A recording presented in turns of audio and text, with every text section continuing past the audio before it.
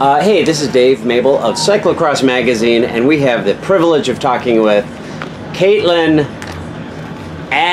Keough, which just changed recently. So I wanted to tell her and try to convince her to not change her last name because nobody knows her for Kaitie Keough. Put a little ring on it, let's see. Yeah, I have my band here. Got your band on, Yeah, yes, yeah. beautiful. August wedding, so Yeah. congratulations. Thank you very much. Congratulations on that. Thank you. So we're in Madison, Wisconsin, almost home court. You grew up in Racine. Yep, which is about an hour and a half from here. So An hour and a half east of here, out on the lake. So today, is it cooler there or about the same temperature? it's probably a little cooler because normally we tend to have a little bit cooler summers and warmer winters being right on Lake Michigan there, but probably not that much cooler. Now, do you swim in Lake Michigan? I have, yeah. It's always really cold though. It is really cold. Yeah. So maybe after a long ride, an ice bath? It would be nice, yeah, For sure. This is kind of a home court. Will you have a lot of family here? Yeah, I'm going to have my mom, my dad, my sister, my mom's whole side of the family with my grandpa and aunts. They all live in Madison. So, and then my dad's side of family as well. We're all still in Wisconsin. So, yeah, they'll all be here. Yeah. I'm Nathan Antono, Katie's little brother. And I want to follow through the footsteps of Kaitie to become a racer. I'm Jim Antono, grandfather, and I will say this about Caitlin. The tougher the course, the hotter the weather, the muddier the surface, the better she's going to do because she can endure pain better than any other rider out there. I'm Shirley Antono, Katie's nanny. So does Kaitie also get some of the toughness from you? I don't think so. She sure does. Yeah, but we wish we could follow her around more, but we certainly have to catch her when she comes close to Wisconsin. Although when we went to St. Louis, we came from Florida, Naples, Florida, to see her race. Yeah, almost didn't make it because the river was flooding. Like this event every year, having Kaitie come home, is it really exciting for you? Yes. Wonderful. We don't get to see her that much anymore. It's wonderful when she comes home. Yeah. And where are you from? Where do you live? We live in Milwaukee or Brookfield. Okay. Half the year in Naples, Florida, the other half. Oh, cool. The good part, you're in Florida. Yeah. So another question, she won here last year. What was that? Were you guys here and what was that like for you? That was very exciting. Yeah. It's always exciting no matter where she places. As long as she does her best, we're always proud and so excited. Oh. What do you guys think about the nickname the Little Badger? Do you think it's still appropriate or is there a better one? No, that's perfect. I think that's perfect. She is a tiny, it's easy to find her in a group, just look for the smallest person out there. And just, I mean, not the fact that she's a Wisconsin Badger, but you know, Badgers are just tiny and tough and they are fighters. It's perfect for her. When she gets her race face on, she's just focused. Isabella, of the traits that you observe in Kaitie, what would you like to follow, emulate? Determination. Determination. She is really determined. Perseverance. She can suffer. Very good. She does. She does whatever she needs to do. She's very motivated. She's really amazing. That's very cool. What's it like for you having your family cheer you on? Were they here Friday? Yes, they were here Friday, and it's really special to me, especially now that I've gotten a little bit older and I don't live in Wisconsin anymore and don't race here as much. It's cool to be able to race in front of them because don't get many opportunities to do that, so it's really special. Now, do they travel to many races? Yeah, they try to make it out to nationals and like Louisville, like ones that are somewhat close, and I think this year the family's going to make the trip to World, so that'll be cool, and that's a big thing. But yeah, they try to come to as many as they can. So that's very cool.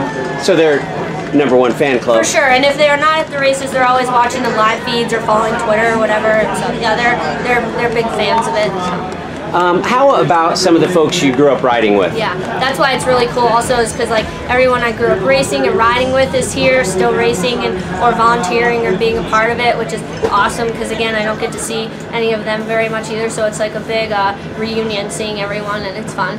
Were you out on the course today? Today was kind of amateur day. You know, all the categories racing, age groups racing. Were you out cheering on some of your friends? Not really, just because it's so hot. But my dad raced this morning, and he looked pretty out of it when he finished. It was pretty hot, and but yeah, I followed the results still and stuff. So. Now, did your dad get full Cannondale treatment after the race? Is he well cared for? No, not really, but he does ride Super X Cannondale. He has 2 of them, so he's a Cannondale fan and a supporter. So yeah. So is it nice? Last week was in Iowa. This week up here in Madison, obviously. Were you able to come home and maybe ride on some familiar roads this week? Yeah, the week before Iowa, I was home in Racine, and then this week in between Iowa and Madison, I was also home. So it was fun to ride on my old roads that I've ridden and trails and stuff like that. So yeah, we enjoyed it. Now, when you go home, stay at your parents'. Is your room still your room? No. So when I moved out of college in Indianapolis, my sister, I had a bigger room. So my sister moved into my room, and then I was demoted to her room, the smaller one. So yeah, no, it's not. No. So when I go back now, Emily doesn't live there anymore either. So when I go back, I sleep in her room because the bed's bigger and like. Which was your room? Which was my room. Yeah, very cool. So you're still kind of walking around the kitchen table, and yeah, very good. So a little bit about you and your life now, and granted it's not even a month since you've tied the knot. Yeah, right. So you really haven't had a summer where you've been married and both racing, and but do you feel like your schedules will conflict? Luke's does a little bit of riding himself, yes? Yeah, he races on the road with United Healthcare Pro Cycling, so our seasons are totally opposite, and we're not home really at the same time ever, but we're used to that. We've done it now for like 4 years, or long distance for a while, and then when we moved in together, we like kind of figured out how that whole system works. So we just make the most of our time together and go on adventures, hiking and stuff when we're home, and hanging out with our chickens, and luckily he's here this weekend, and he was in Iowa too, so that's fun to have him because he's taking a break right now, so he can kind of run around. But yeah, I mean, it is what it is, and we both understand like the schedules and respect what I respect what he does, and I think he respects what I do. So yeah, we're both supportive of each other. So. Do you travel much with him for his racing? No, I don't, just because it's not as like flexible. Like we're pretty chill here on this team, and we're like allowed to have our significant others come along sometimes or just watch. But yeah, no, I don't. No. Yeah, I just watch from afar. Very good. Some live feeds and a little little NBC coverage. Yeah. Very good. So are you and your family, are you Green Bay fans? Yeah.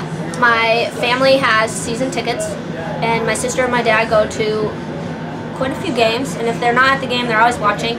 And I'm not maybe as hardcore fans as some of my family, but I still like to follow, and I'm a Packer fan for sure. Yeah. Okay, so tomorrow's race is at 2:30. And is the game? The game is at 3:30 in Green Bay. Yeah, maybe they'll have struggle? it on one of the jumbotrons or something. Probably not, but I'm sure people will be following. So will your family choose to go to the Green Bay game or come watch you? They'll be here. Okay. For sure. Would you hold it? Would you remember that if they chose to go to the Green Bay game?